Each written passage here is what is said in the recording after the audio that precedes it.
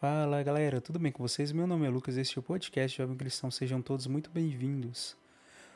No capítulo de hoje, vamos refletir o Evangelho de Nosso Senhor Jesus Cristo segundo São Mateus, capítulo 4, versículo 12 até o versículo 25.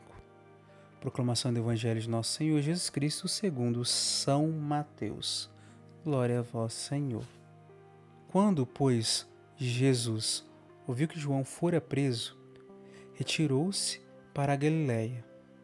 Deixando a cidade de Nazaré, foi habitar em Cafarnaum, à margem do lago, dos confins de Zabulon e Neftali, para que se cumprisse o que foi dito pelo profeta Isaías: a terra de Zabulon e de Neftali, região vizinha ao mar, a terra além do Jordão, a Galiléia dos gentios.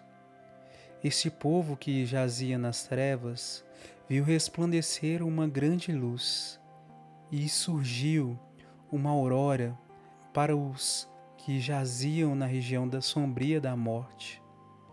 Isso está em Isaías, capítulo 9, versículo 1, versículo 17. Desde então, Jesus começou a pregar: fazei penitência, pois o reino dos céus está próximo. Caminhando ao longo do mar da Galiléia, viu dois irmãos, Simão, chamado Pedro, e André, seu irmão, que lançavam a rede ao mar, pois eram pescadores. E disse-lhe: vinde após mim, e vos farei pescadores de homens. Na mesma hora, abandonaram suas redes e o seguiram. Passando adiante, viu outros dois irmãos, Tiago, filho de Zebedeu, e seu irmão João, que estavam com seu pai, Zebedeu, consertando as redes. Chamou-os, e eles abandonaram a barca e seu pai e o seguiram. Jesus percorria toda a Galiléia, ensinando nas sinagogas, pregando o evangelho do reino, curando todas as doenças e enfermidades entre os povos. Sua fama espalhou-se por toda a Síria. Traziam-lhe os doentes e os enfermos, os possessos, os lunáticos, os paralíticos, e ele curava a todos. Grandes multidões acompanharam-no da Galiléia, da Decápole, de Jerusalém, da Judéia e dos países do outro lado do Jordão. Palavra da salvação, glória a vós, Senhor. Primeiro ponto. Aqui a gente encontra a prova que Jesus Cristo era o Messias, referente a Isaías capítulo 9, versículo 1, onde a gente encontra que era para ele realmente ter ido para Zabulon e Neftali.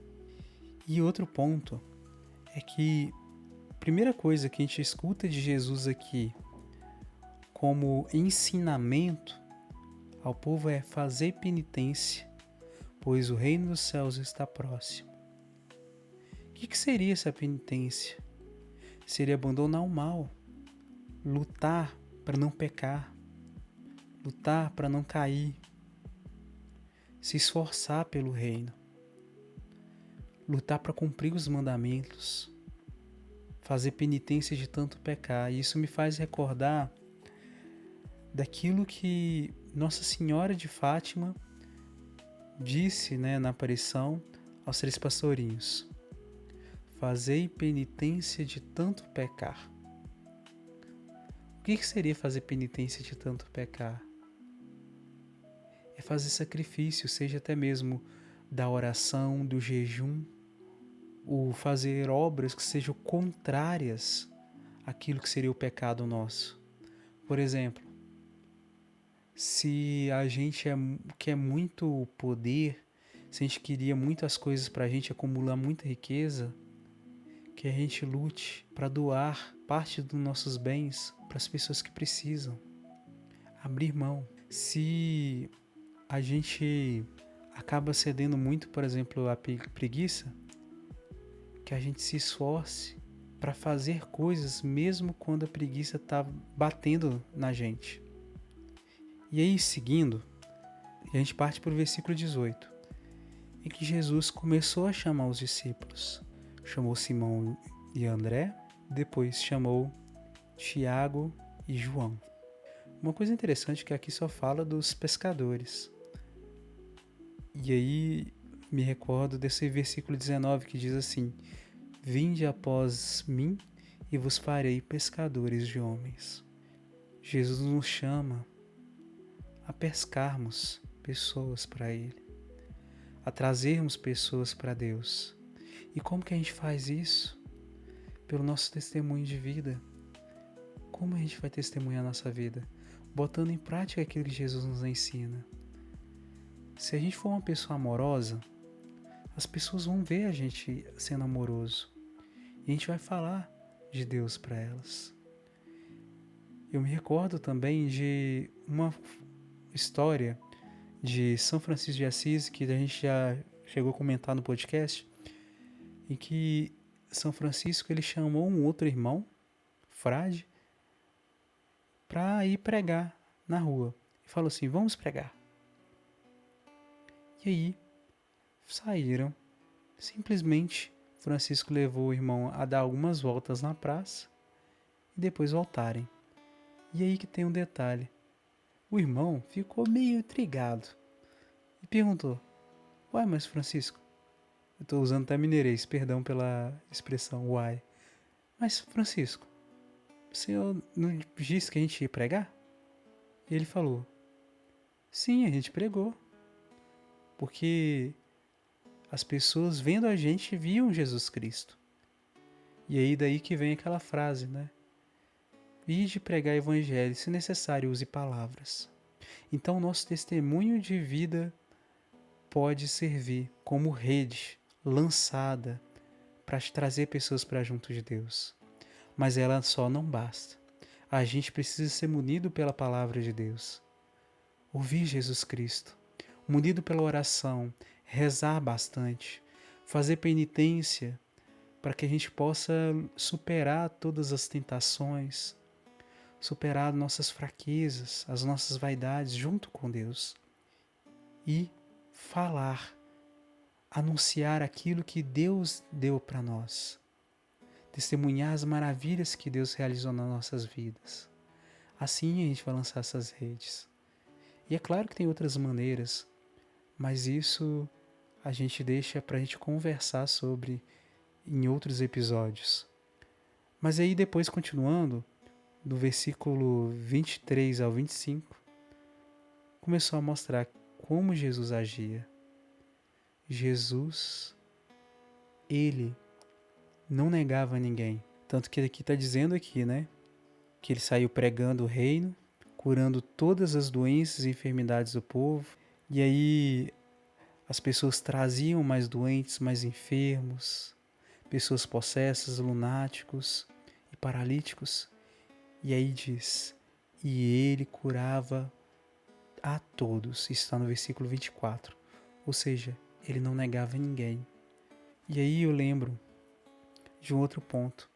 Mais pra frente a gente vai até comentar sobre. A gente não pode negar para ninguém a nossa ajuda. Mais pra frente no próprio Evangelho de São Mateus, nos capítulos seguintes ele vai falar sobre isso. Jesus vai falar sobre isso. Não negue a ninguém que te peça emprestado, que te peça ajuda. E como que a gente não nega? Por exemplo, se alguém está pedindo ajuda na rua, se a gente não pode ajudar com dinheiro, rezemos por essa pessoa. Não precisa de ser em voz alta ali diante da pessoa ali no meio da rua. Mas você pode acolher aquela pessoa no teu coração e rezar por ela em casa. Lembrar dela nas tuas orações. Agora, se você tem a opção de também doar alimento, doar seus bens, doe também, partilhe. E assim a gente vai acolhendo todo mundo. Jesus nos chama a curar os enfermos. E como que a gente cura os enfermos? Cuidando deles da forma como a gente pode cuidar. Eu estava levando comunhão para uma senhorinha, porque eu sou ministro da Eucaristia. Eu fui levar para uma senhora que eu não tenho costume de levar, a pedido de um outro ministro da Eucaristia que não podia levar naquele dia. Aí eram duas senhoras. Era a filha de 80 e poucos anos e a mãe de 100 e alguma coisa. Aí a mãe, em algum momento, ela falou assim: cada um dá conforme a sua capacidade. Cada um faz conforme a sua capacidade. E aí a gente pode pensar nisso também agora. A gente é chamado a curar, a anunciar a palavra. Mas tudo isso a gente faz de acordo com a nossa capacidade. Se você é médico, vai lá, doe seu serviço. Sei lá, se você pode atender pelo menos uma pessoa de graça, atenda uma pessoa de graça. Eu me lembro do exemplo, por exemplo, do pai do Monsenhor Jonas Abib. O Monsenhor Jonas Abib, né, ele deu uma entrevista e escreveram isso no livro, contando a história dele. Ele disse que quando ele era pequeno, né, o pai dele trabalhava, se eu não me engano, como pedreiro. E aí, durante a semana ele trabalhava normal, ganhava dinheiro. E no dia de domingo, se eu não me engano, ele saía escondido. Saía cedo e sumia. E aí até a mulher dele ficava meio nervosa, né? Não sabia para onde que estava indo. E ele tirava aquele tempo para ir lá trabalhar para as pessoas que não tinham como pagar. Ele fazia o serviço de graça no final de semana. Será que no teu trabalho você não tem como você fazer algum serviço de graça para as pessoas que não tem como pagar? Se você é psicólogo também, será que você pode atender alguma pessoa de graça? Mesmo que seja no sigilo? A gente tem que fazer essa caridade, mas o que a mão direita faz, a mão esquerda não deve saber, ou seja, que a gente faça o nosso cuidado nesses sentidos específicos também em silêncio, para que não seja uma caridade fingida para que as outras pessoas enxerguem, mas que seja algo feito com amor de verdade. Agora, se por consequência, se for da vontade de Deus que que as pessoas saibam daquilo, vai ser para a maior honra e glória dele, vai ser da vontade dele, não a nossa vontade humana, né? Então é isso. Cada um dê conforme a sua capacidade. E assim a gente encerra o episódio de hoje. Muito obrigado a você que me ouviu até agora. Convido você a seguir a gente. Compartilhe esse episódio se você gostou. Curta. E siga a gente nas nossas redes sociais, estão na descrição do episódio. E que a gente possa se ouvir no próximo episódio. E que Deus abençoe muito você. Até mais.